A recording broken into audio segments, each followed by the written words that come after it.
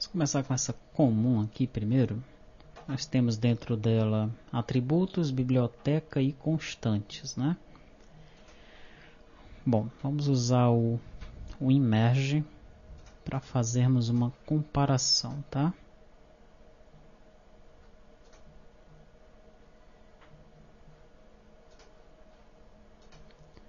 Então eu vou querer comparar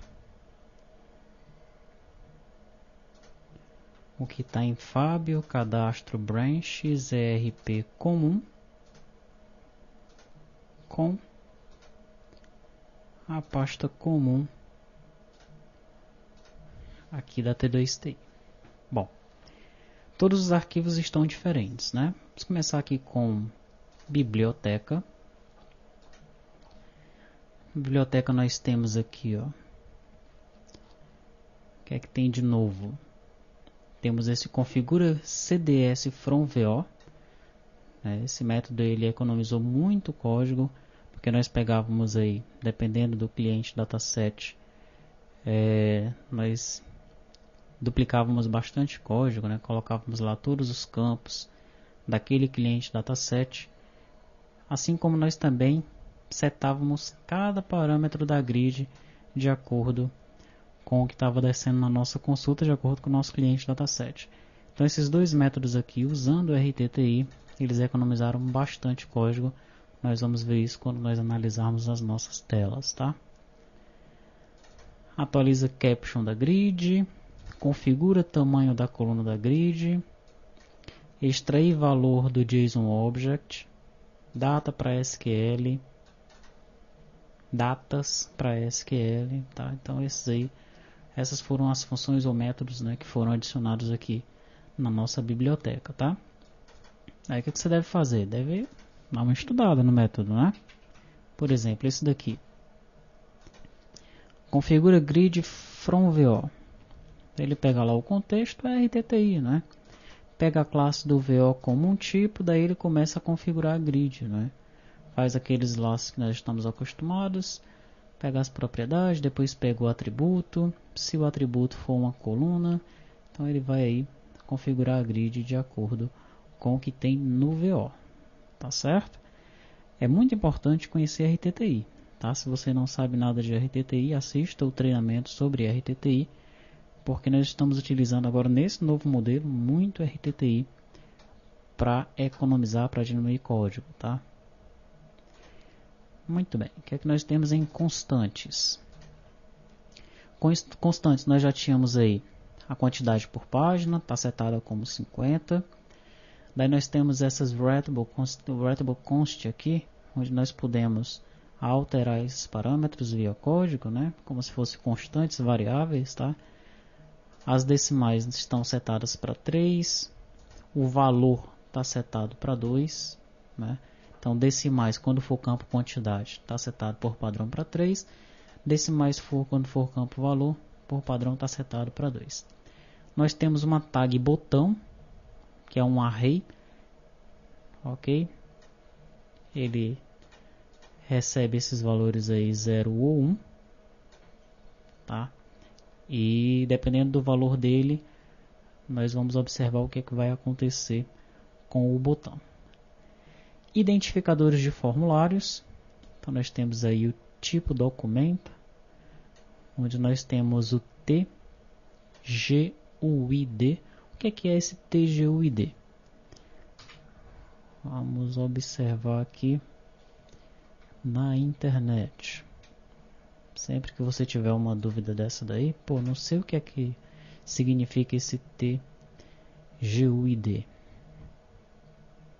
Então você dá uma pesquisada, tá?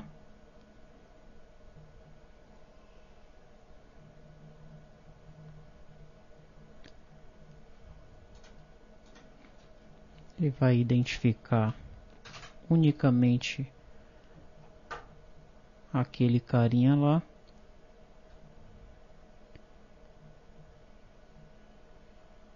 Mas pesquisando você vai ver, olha aqui, ó, significado.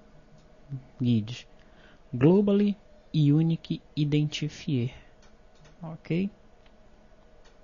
Então é um ID único para todo o sistema, né? É isso que nós estamos passando a princípio aqui, olha. Para esses caras aqui, o tipo do documento, o papel, colaborador, o estado civil, tá?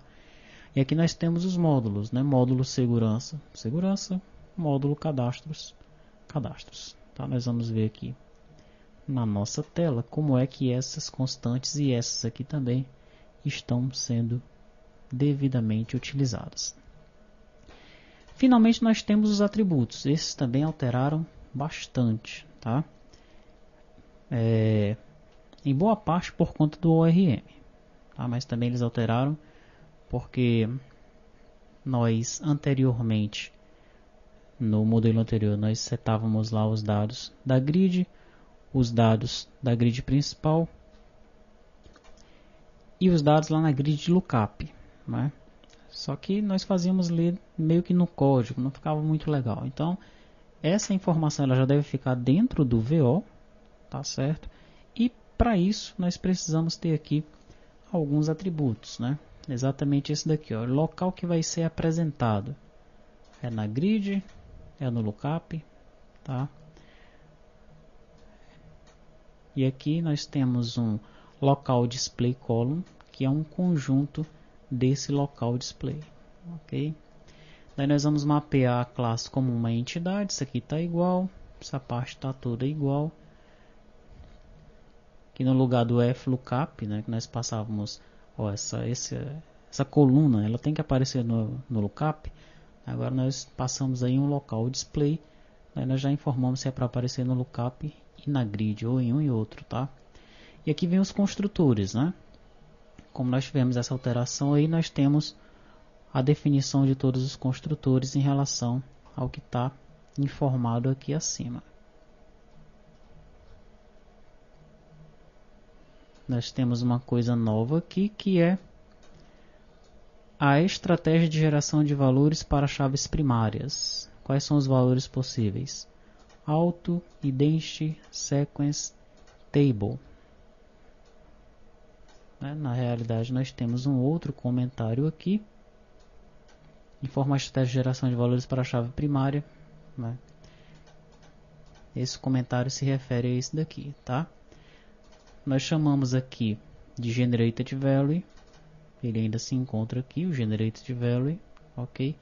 Sendo que acima nós temos agora esse Strategy, né? Essa estratégia aqui, tá? Vai ser Auto, Identity, Sequence e Table. O nosso Generated Value, aliás, a nossa estratégia era do tipo String. E agora a nossa estratégia vai ser do tipo T-Estratégia, né? Que é essa classe que nós criamos logo aqui em cima. Ok? Muito bem. Temos então o Generator. Temos aqui o construtor. Aqui vem coisa nova. Unique Constraint.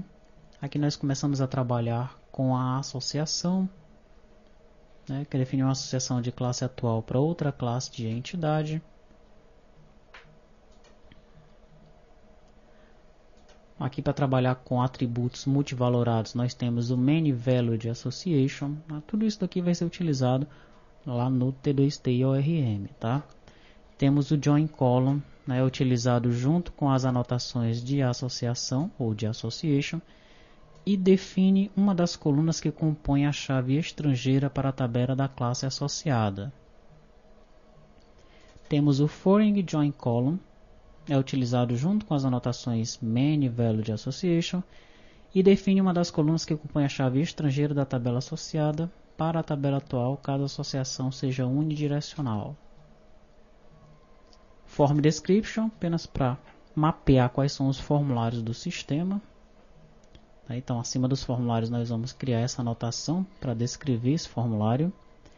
Aqui nós vamos mapear os componentes do sistema com o Component Description.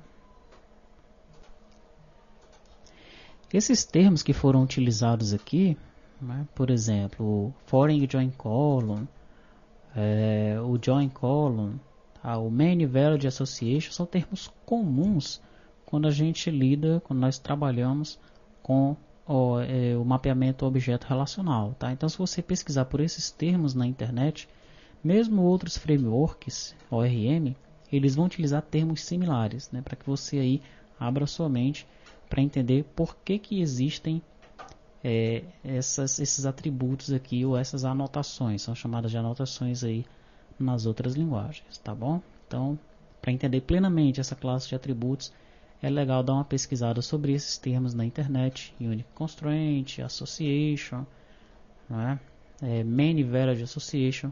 Pesquisa na internet relacionado a ORM, que você vai entender plenamente porque que eles estão sendo utilizados aqui, tá? Você também vai entender, é evidente, quando você vê essas anotações, esses atributos, as classes devidamente anotadas com esses atributos aí, tá bom?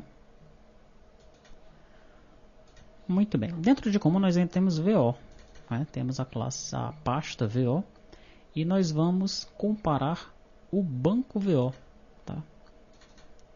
O banco VO, vamos ver o que é que mudou aqui, tá? Então nós temos lá as anotações, olha, entity, table, qual é a tabela banco, lá no nosso banco de dados. Daí nós temos aqui o TID, né? Temos o generated value, passávamos alto porque era uma string, agora estamos passando aqui o S alto. Property, aí aqui é a propriedade ID, né? Que nós estamos identificando como um ID e depois qual é o tipo ou a estratégia de geração, tá?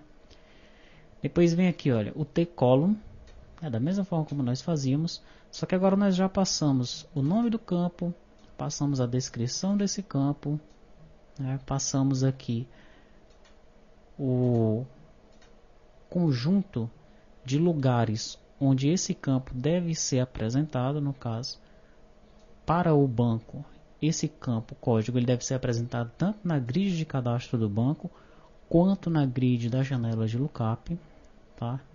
E finalmente nós temos aqui um parâmetro false, aí nós temos que ver lá no construtor o que é esse parâmetro false aí, talvez para dizer se é transiente, algo assim, tá? Tem que ver lá, tem vários construtores, o que é esse último parâmetro que ele está recebendo. Mesma coisa para o nome, ó. Nome do campo, descrição que deve aparecer, vai aparecer na grid de cadastro, vai aparecer na grid de lookup também. URL, mesma coisa. Aliás, aqui na URL nós estamos passando apenas o nome do campo, né? Teria aí que fazer a devida complementação, tá? Estamos usando apenas o construtor que passa o nome do campo, ok? Então, basicamente o que mudou aqui, anteriormente nós passávamos um lookup aqui para informar se era para aparecer no lookup ou não, né? Agora nós passamos uma relação de onde ele deve aparecer, tá? Atualmente nós temos essas duas grids, né? A grid principal, a grid de cadastro, e a grid de lookup, tá bom?